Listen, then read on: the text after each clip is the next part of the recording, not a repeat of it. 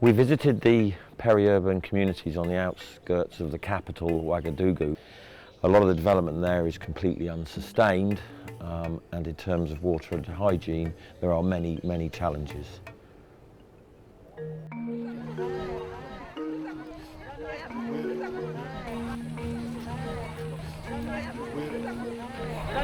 We're in Yamtinla. It's a peri-urban community about 10 kilometres from the centre of Wagadugu.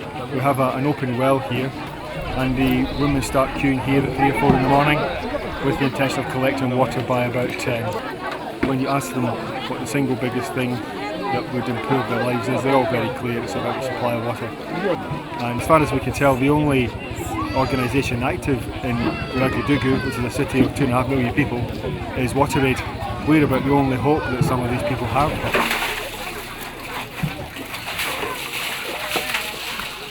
It feels really heavy. It's hard work, and it's very hot. The water's not good quality. It's brown. It's really shocking watching people drink this. I think the women doing this must be incredibly strong. I've seen women who are carrying children on their back, actually lifting these large containers full of water, and I've also seen some very young girls lifting this, and I'm quite astounded. But as we've been told today, they've got no choice. They have no other choice. They've got to do this to survive.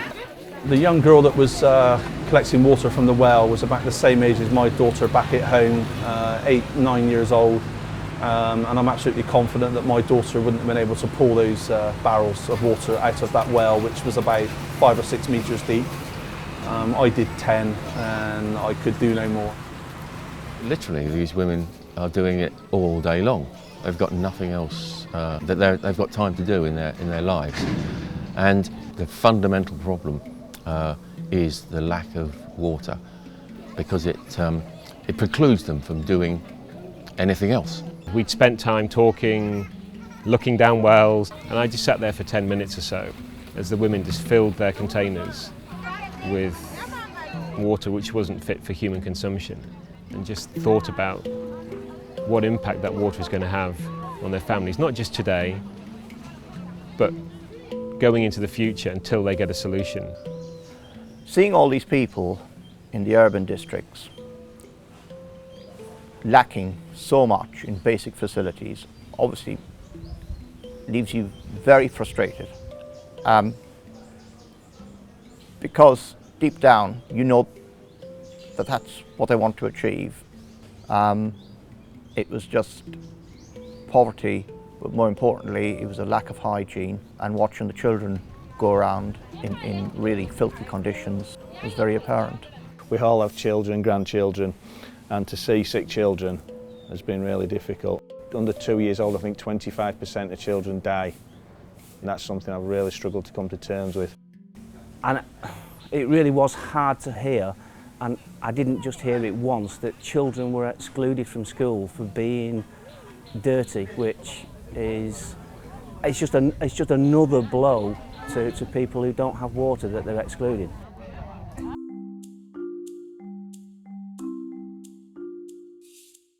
Total difference, and it's a pleasure to see after some of the things that we've seen. It just shows what intervention does and how it helps the community.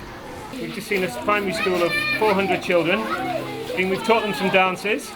They've shown us their classrooms, but more importantly they've just shown us their latrines and their water pump, and they've shown us how they wash their hands and how important sanitation and cleanliness is to their lives. These children are the future of this country, and with the help that WaterAid can give, with the basics of water and sanitation, I've got a lot of hope for them. We were introduced to the headmaster, and he's explained how the children have a hygiene care class, and then we spent some time with the children playing and just doing some games, and yeah, there's a real good spirit here. Les enfants n'ont plus besoin d'aller dans une cour pour aller demander de l'eau. Les enfants peuvent aller se soulager, sortir, se laver les mains. Donc je peux dire que c'est un avantage pour l'école et pour tout le monde, nous aussi les enseignants, parce que ça nous aide. The teacher is telling us that 50% of them will go into secondary education. This being a service community, that's obviously making a huge difference. Yesterday, in communities that weren't service, the percentage gone to secondary education was less than 10%, and it seems that the sole reason for that is the fact that this is service, it's hygienic, the children are healthy, and obviously, if you can see them, they're very enthusiastic. The experience of the schools, I think, was one of the best. And yeah, it did make you feel that there was some hope if these children can be educated and carry that sort of attitude forward into their adult life. So whilst we perhaps think of water and sanitation as something that's more on health and well-being and just having something to drink and cook with, we found out that it was a lot more than that. It actually opened a lot more doors.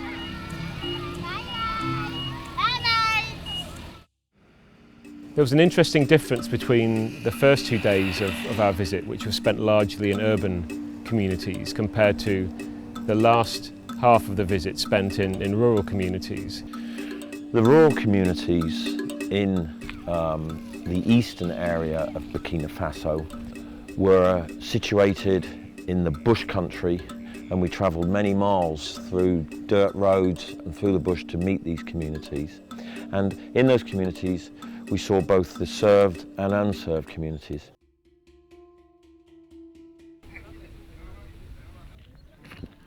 It was in a very rocky, barren part of Burkina Faso, and was probably my worst experience of the trip. It looked as though it was very difficult to farm.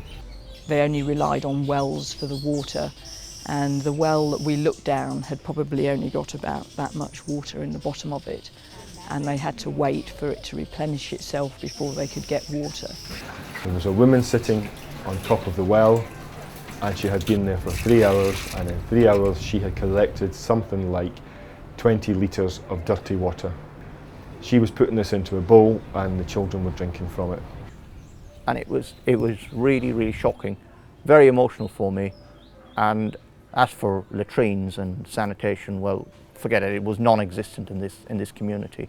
La situation de l'eau dans mon village, c'est difficile. Il n'y a pas l'eau à boire. Il n'y a pas l'eau pour se laver. Il n'y a pas l'eau pour laver les habits. Ah, tout le temps, moi, je souffre pour puiser de l'eau. Les enfants disent qu'ils ont mal au ventre. Je sais que l'eau là, c'est pas bon, mais comment faire? Comme il n'y a pas d'autre l'eau, je vais faire comment? We saw one lady who had a baby who was about 52 days old, and who really wanted to let us know how the lack of water means lack of hygiene for them, in that they hadn't showered or washed for sort of 20 days. And I can imagine as a mother that would be really hard, not to be able to wash your baby, not to be able to wash yourself and keep yourself clean. They thought people had abandoned them, and words like that were used, that they felt abandoned, that they were almost as low as they could get. And it was very frustrating, because this particular community is going to take a lot of attention, and that will only happen by keeping the government under pressure to do something for them. The second community that we went to was in a very arable area, and there was a definite difference between some of the others. The main issue on this particular visit was the fact that the well ran dry for about 4 months of the year, and it meant that they had to resort to digging in the riverbed to get some water. So we walked with these people to the river and saw that it was pretty much dry, and any water that was there was just brown, cloudy, dirty. But worse still, it was contaminated by animal defecation, because, needless to say, the animals that they use as part of their survival use this water source as well.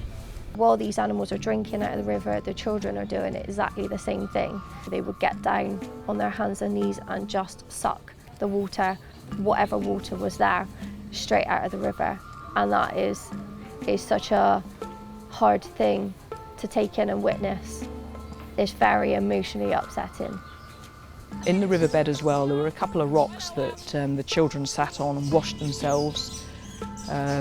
They washed their hands, their faces, and brushed their teeth and their arms. So you felt that they understood the need to be clean, but the water we wouldn't even use to wash our car with. I mean, it was awful, really. It's dirty, it's just not drinkable. But they have to drink it to survive, so they either die of thirst or they become ill from drinking it, so unbelievable.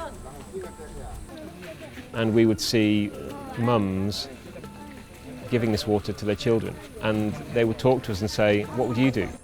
This is all we can do, we have no other choice.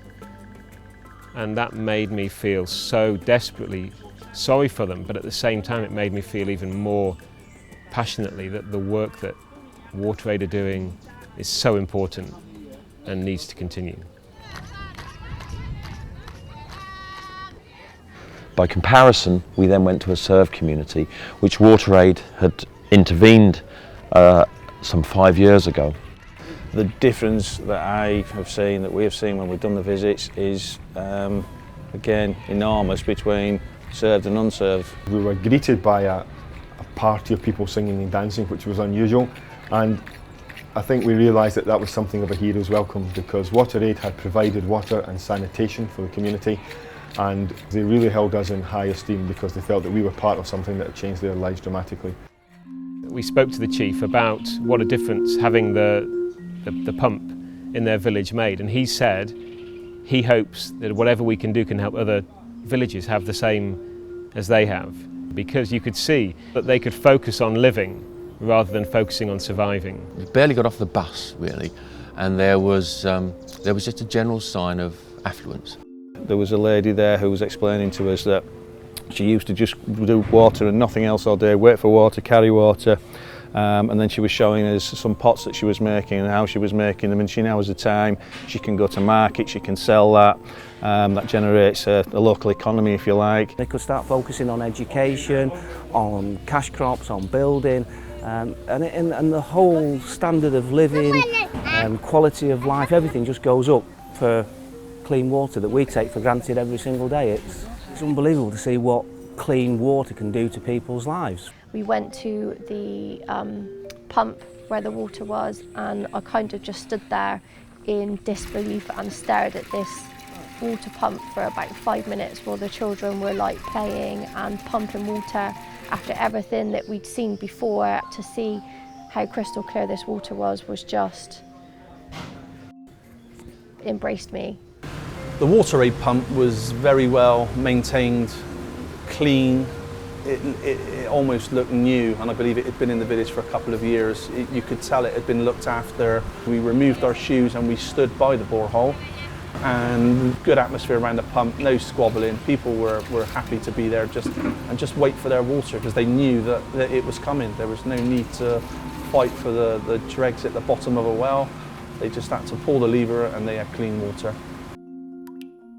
The differences between the water that we've seen here and the water that we've seen in unserved communities are two extremes, and I'm not surprised that the village here are jubilant about the water that they've got here. It was just incredible. A water pump that didn't have queues, didn't have elderly people being pushed to the back, didn't have heavily pregnant women having to carry water miles to their community, and was producing clean water that I would be prepared to drink. So you felt the whole well-being of the village was a lot better. The quality of life has gone up in leaps and bounds. There appeared to be more hope and an ever-increasing circle upwards, where in the unserved communities it was a ever-decreasing spiral.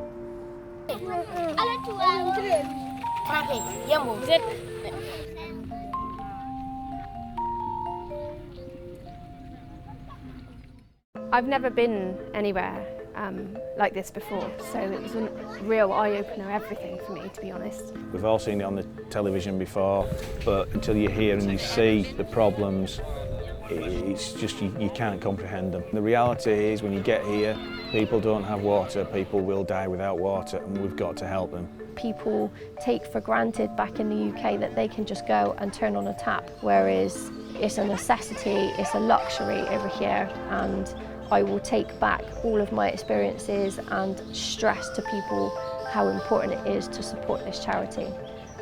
We can all help, we can all make a difference by supporting WaterAid, raising money for WaterAid, and doing something different in our lives that will make such a difference in other people's lives. I've seen the passion of the staff in local WaterAid office and the work that they do, and I've got no doubt that the money that is raised is used incredibly well. They've got a lot on their plate, really. Organisation must be a nightmare, and I can say from personal experience their heart is in the right place, and they are thinking about things.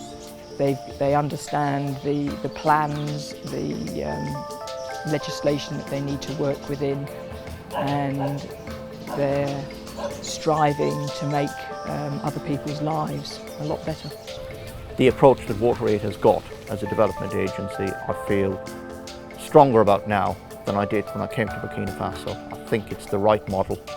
I think it will succeed. It has had successes here in Burkina and elsewhere in the world.